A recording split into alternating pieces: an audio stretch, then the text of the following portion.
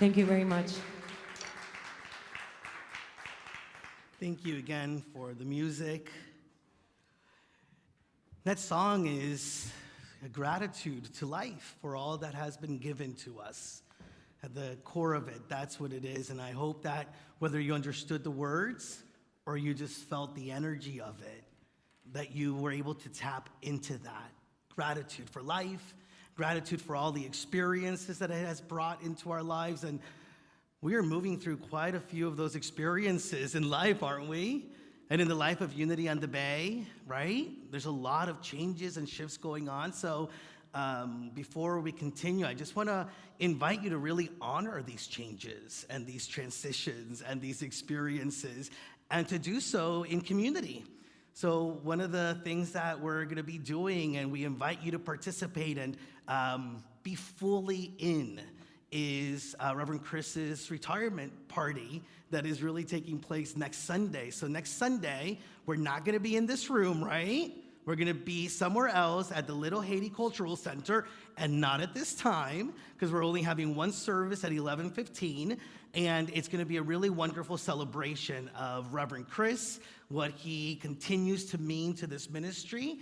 And after the service or celebration, we're also going to have some time of fellowship, food, drinks, and just a gathering. So make sure that you mark it on your calendars. We love to have you share in that experience with us. And so now, there's these two individuals, right? Like these two neighbors that are, I got you, Millie. There's these two neighbors who are outside their home, right? Like in their yards. And one of them looks over at the other one and says, "Oh, well, what is it that you're doing?" He was like tending to the garden. And so that other neighbor says, "Well, I'm putting all my plants in alphabetical order." And so the other neighbor replies, she's like, "Wow, really? I don't know how you find the time." And he says, "That's easy, it's right next to the sage."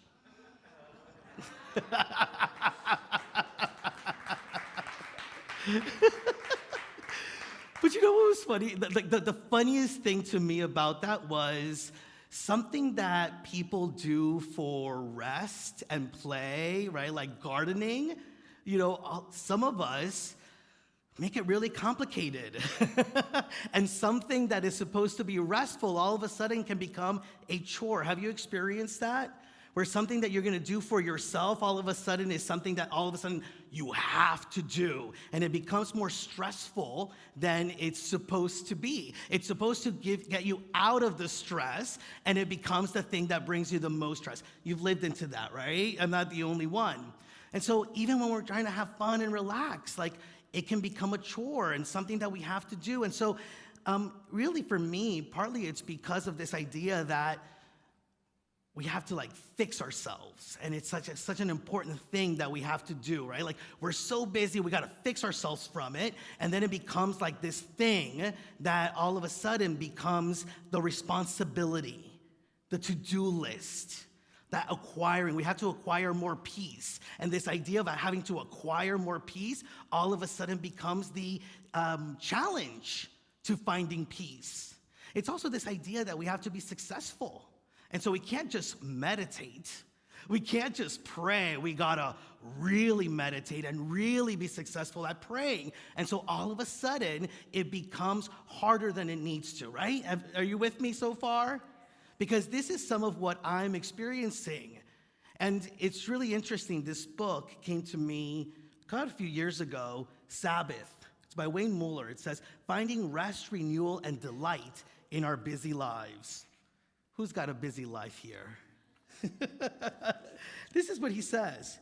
"In our drive for success, we are seduced by the promises of more money, more recognition, more satisfaction, more love, more information, more influence, more possessions, more security. Even when our intentions are noble and our efforts sincere, even when we dedicate our lives to the service of others, the corrosive pressure of frantic overactivity can nonetheless cause suffering in ourselves and others." Take a breath.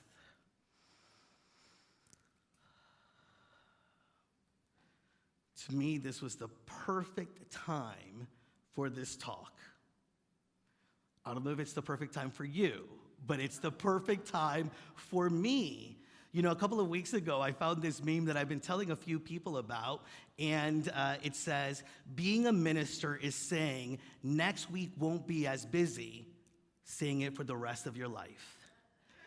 And with all the changes and the different things that are going on, I'm really trying to be intentional about how I take time apart and I really rest. And I imagine that there are parts in your own life that are keeping you also busy, that are causing some level of stress, and that there's something within you that is inviting you to say, wait a minute, let me take a little rest. Let me take a little respite. Let me take a breath. We get so busy. How many of you have been so busy before that you even just forget what it feels like to take a deep breath? And so this is some of what I've been living into. And really, when I all of a sudden found this book again, it was like this answer to what I had been experiencing. And I really invite you to seek the ways in which this invitation to rest is something that is needed in your own life. You know, we're in the midst of a lot. It's a lot that's taking place at Unity on the Bay, but there's a lot going on in the world around us, right? The elections are coming up in a few months. Don't get me started about what's at stake there, because we get caught up in all of the busyness and all of the to-do, because this idea that we just gotta do better. We gotta progress, we gotta do the work, right? And we can get lost in that, and it can become a part of our busyness. Even our spiritual practices, if we're not intentional about how we're showing up to them, can just simply become another part of the busyness. And I found out that the Chinese symbol for busy actually is the combination of two things, and it's heart killer. I know, it feels really strong, doesn't it? But think about it, heart killer, and we really understand it from a medical perspective, right? That the busyness, the stress of the busyness can can create the space for heart disease. But also metaphysically, if we think about it, the busyness sometimes doesn't allow us to fully engage with the heart, to fully take a rest and a breath within the heart, which the power of the heart is what brings more harmony into our lives. It what brings us into a greater sense of peace. It is what brings healing to us. And yes, healing. Moment by moment, there are things that we are invited to heal within us. And so when we get caught up in the busyness, that healing isn't able to fully express itself in our lives. We don't even know sometimes what we need to heal from, right? We're not sure. We don't recognize the healing that needs to take place within us. Thomas Merton says there is a pervasive form of contemporary violence.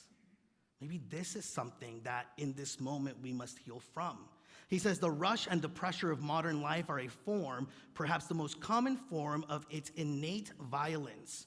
To allow oneself to be carried away by a multitude of conflicting concerns, to surrender to too many demands, to commit oneself to too many projects, to want to help everyone and everything, is to succumb to the violence. That's tough. That's some strong words. And can you see how that can be true? To inflict on us that form of violence, to give ourselves the responsibility of having to do it all. And it takes place because the world is calling for us to show up, right? And sometimes we may get even a little confused about what it is that we need to show up as. Or actually, not even as. It's what do we need to do rather than what we need to be in these situations. We don't know how sometimes we're burning ourselves out at both ends. And so the invitation for us is to recognize that we can take what Wayne Mueller says is called the Sabbath. And biblically we know, right, when God, on the seventh day, God rested, right? God took that rest. And sometimes we don't give ourselves the opportunity to take that step also, to be able to just rest, relax, live into the experience, and simply just be. And so Sabbath is that ability to go into some time of remembering who we are, remembering what we know, to taste a little bit of that Spirit of God that is already within us. And Chris, spoke about the morning and the evening and the ways in which we can practice in that. What happens in between those times? Right? Like the morning book, the morning practice, the evening practice. What are the practices during the day? Are they ones that bring you to really need that time in the evening because it's just been so stressful? Or are you able to really like flow through the day, flow through the week in a way that really invites you to experience rest even in the midst of what is going on? See, so many times when we're focused on what we're doing, we're not focused on what we're needing to be or what we could be in that moment. Have you felt that the world is really inviting you to be successful, and that success is really an invitation to do, accomplish, get. And so when we are focused so much on the external, who's focusing on the internal? When we're so focused on the doing, who's focusing on the beingness? When we're so focused on accomplishment, how are we mindful about the present? Because accomplishing is really set in the future, right? I want to accomplish this. I want to move into this. Well, what about living into the present moment? What about being truly mindful of what is taking place within us? So much about what we're doing about these days is all about the future. And Wayne Muller, talks about this theology of progress. I'm all into progress. I want to continue to evolve. I want us to continue to evolve. And when it becomes a theology, when that becomes our God, to be more, to do more, that's where the difficulties start to rise up.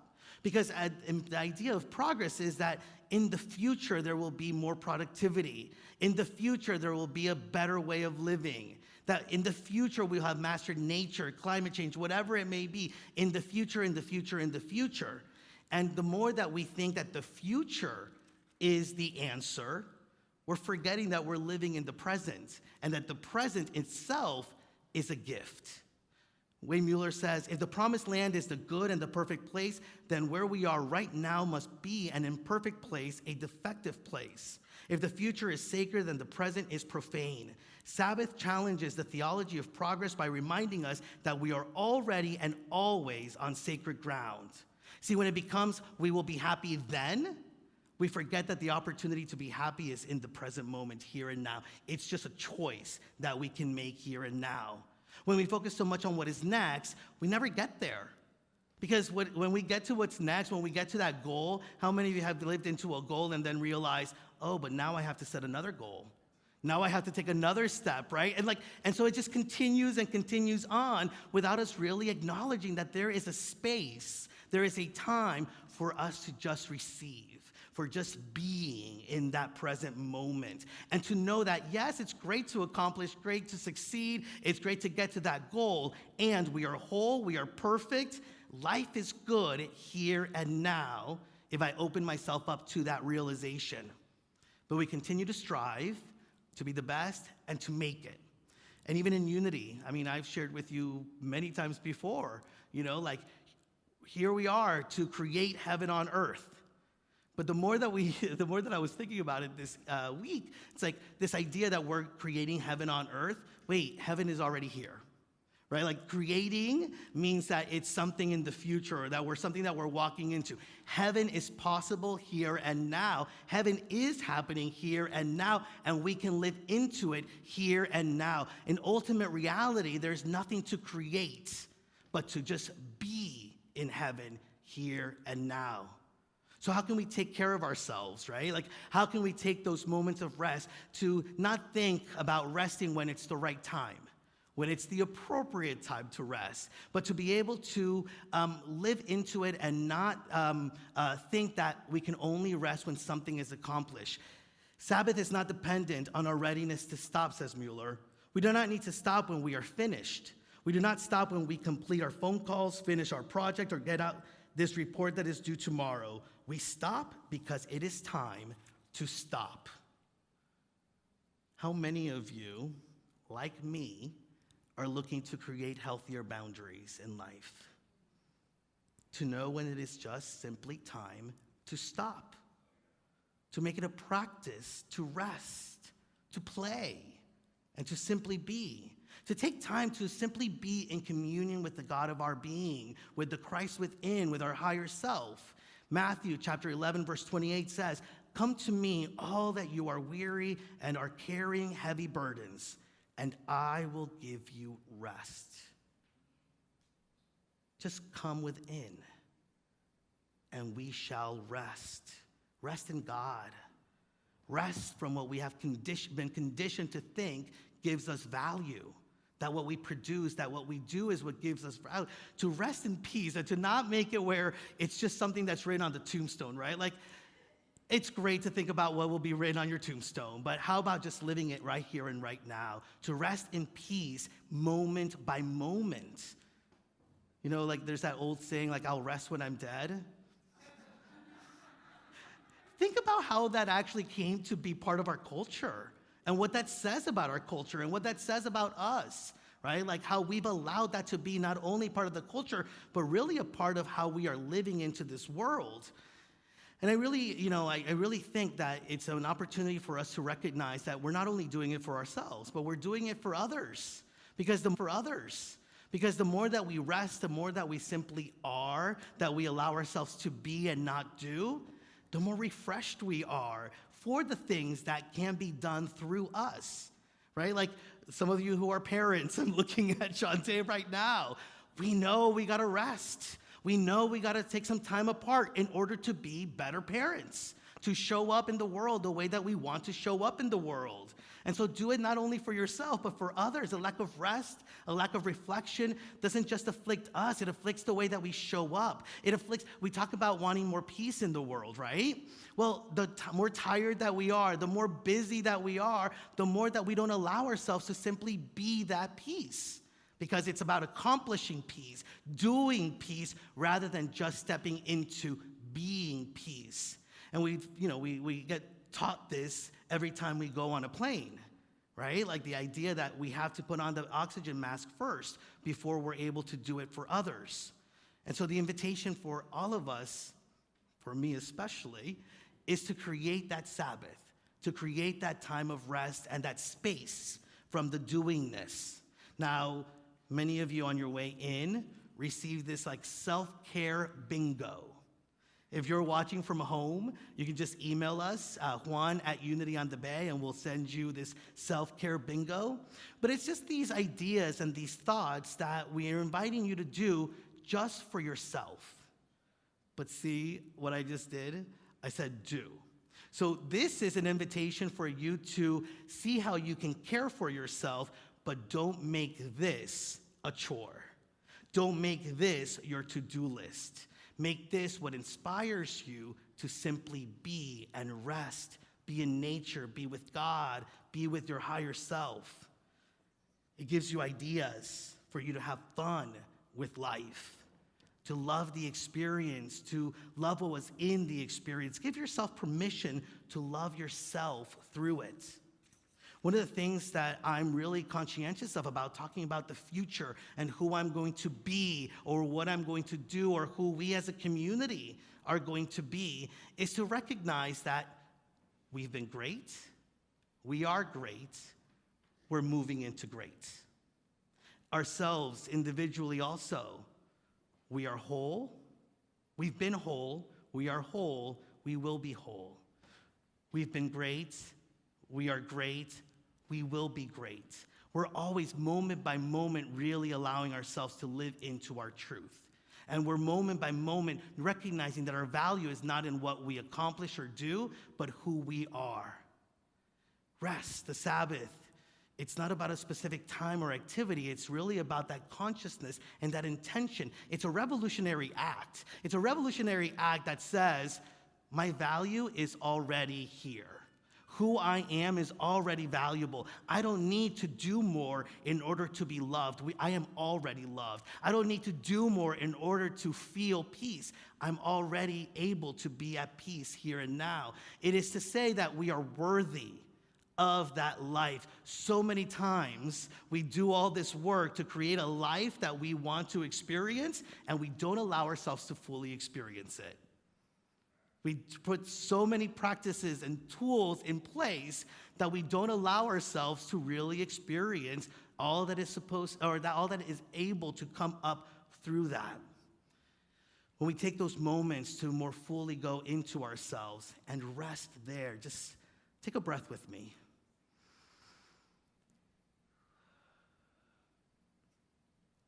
See, that is the place of creativity. That is the place of wisdom.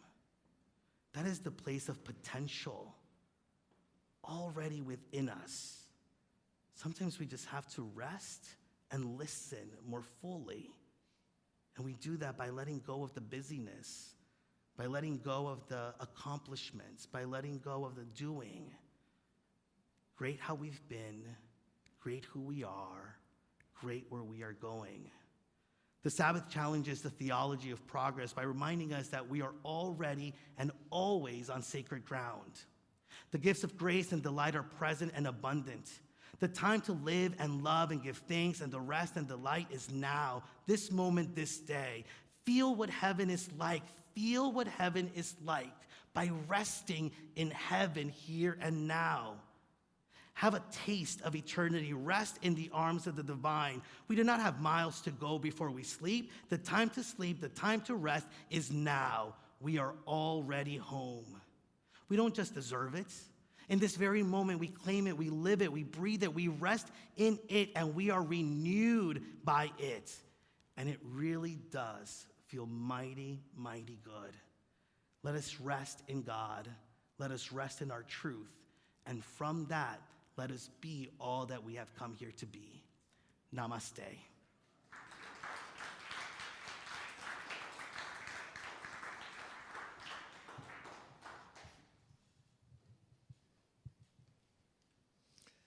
Thank you, Reverend Juan. This is a great time to remind yourself and to affirm for yourself, I deserve rest. Can we say that out loud and proud? I deserve rest. Yes, you do. And I'm so aligned with your talk today. I've made significant changes in my personal life to initiate more rest and more restoration, really. My favorite thing to do is just finding a nice place to sit outside and like kind of watching nature TV is what I call it. Watching what happens with plants and birds and all of the animals, you know, that are around. And we're blessed to live in this beautiful, beautiful place of South Florida. And there's beauty wherever you are. So if you are not here with us in South Florida, find a space where you can rest because you deserve it. Thank you for that beautiful reminder. And speaking of reminders, let us not forget about this beautiful law of spiritual law of giving and receiving that we embody and that we get a chance to practice today during our opportunity that we have to give in gratitude. So we encourage you to give if you feel moved by the message, you've received something from the music, maybe you feel moved by the music, like how we did, and you received something you want to give back. Now's a great time to practice. You can text the word give to the phone number 833-245-5645, and that information is also on your screens to go green and to donate in that way. Also available is unityonthebay.org. If you need an envelope in person, please raise your hand and we'll bring you one. So we're going to rest in a few moments of sacred silence as you prepare your offering.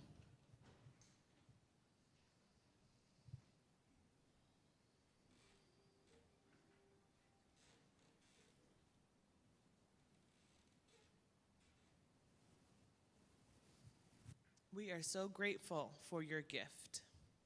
And now we'll bless these gifts together. Divine love that I am blesses all that I give and all that I receive. Amen. All right, so before we depart today, let's bless the children of the world, the children of Unity on the Bay, a child who you love, maybe care for, and of course, the child within. Bring your hands together, create some energy. Take a deep breath and extend that energy forward, keeping that child in your mind. We'll say our children's blessing. Children, we love you. We bless you. We appreciate you. We behold the Christ in you, and we see you doing great things. All right.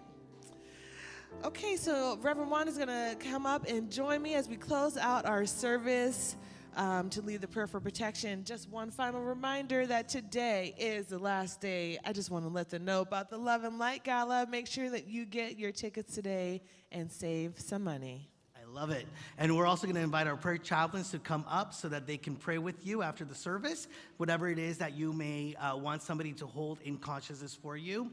And so next Sunday, what time are we seeing you? And where are we seeing you? Check out our website. With that, let us stand so that we can say our prayer for protection and follow that with our peace song.